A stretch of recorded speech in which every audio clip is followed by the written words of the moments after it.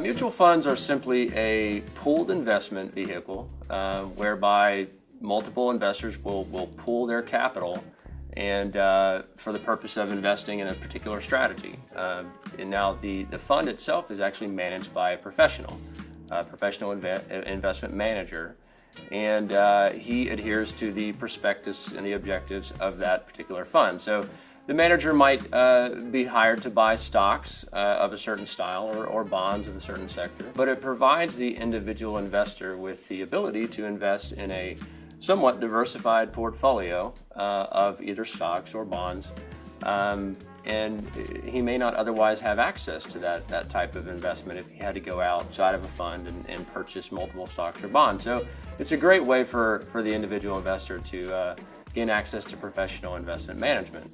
Now, the shares of the mutual fund are actually bought and sold from the mutual fund itself. So they're not traded on an exchange like the New York Stock Exchange or like a stock or an individual bond. So that's one area where it might be different from just an individual security. You have also what are known as ETFs, or exchange traded funds. They're not bought and sold from the fund itself. They're bought and sold on an exchange, just like a stock. So you're buying and selling with other investors at that point.